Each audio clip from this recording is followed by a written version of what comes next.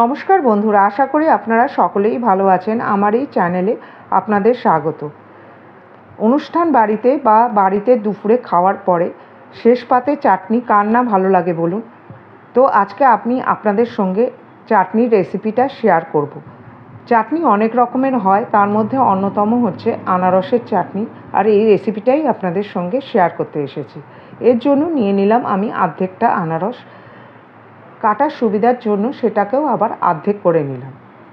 তারপরে তার চারদিক থেকে একটা ছুরির সাহায্যে মোটা করে তার খোসাটা ছাড়িয়ে নিলাম।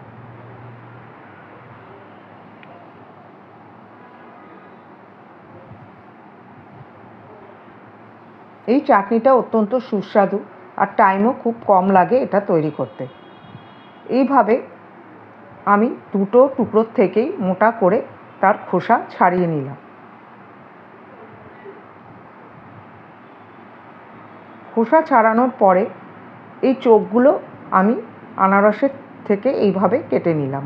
আনারসের গায়ে এই আনারসের চোখগুলো আড়াআড়িভাবে থাকে, তাই ছুরির সাহায্যে এরম লম্বা করে আমি চোখগুলো কেটে বাদ দিয়ে দিলাম। এই চোখগুলো যদি থাকে তাহলে গলায় বা জিভে আটকাতে পারে। এইভাবে কেটে আমি আনারস থেকে আনারসের চোখগুলো বাদ দিয়ে দিলাম। এইভাবে দুটো টুকরোর থেকেই আনারসের চোখগুলো আমি কেটে বাদ দিয়ে দিলাম। তারপরে আনারসগুলো আবার 4 ভাগে ভাগ করে নিলাম। এবার আনারসের মাঝখানে যে শক্ত অংশটা থাকে সেটাও আমি কেটে বাদ দিয়ে দিলাম।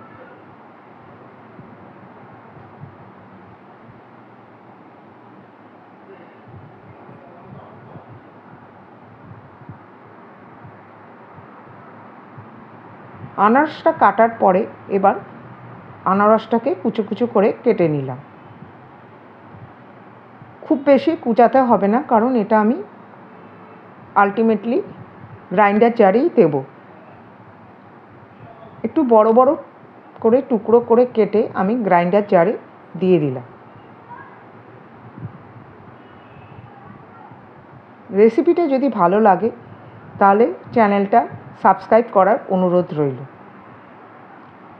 এবার গ্রাইন্ডার জারে নিয়ে আমি পালসেস মোডে ঘুরিয়ে নিলাম, অর্থাৎ একবার চালিয়ে একবার বন্ধ করে বারবার 2-3 বার চালিয়ে নিলাম। এতে সম্পূর্ণভাবে আনারসটা পেস্ট হলো না, কিছুটা দানাদার রয়ে গেল।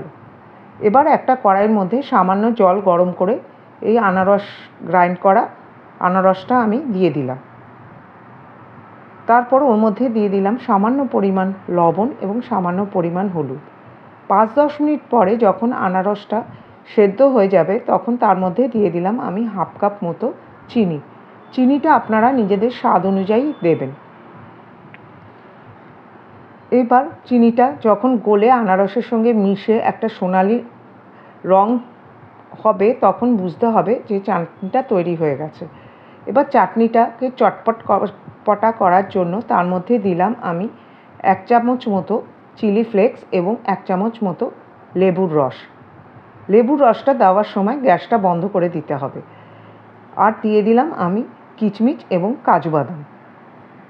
হয়ে গেল সুন্দর স্বাদের আনারসের চাটনি। একবার বানিয়ে দেখবেন, খুবই ভালো লাগে খেতে। ওপরে গার্নিশ করলাম আমি কিচমিচ এবং কাজু দিয়ে। ভালো লাগলে চ্যানেলটার সঙ্গে থাকার অনুরোধ রইল। নমস্কার।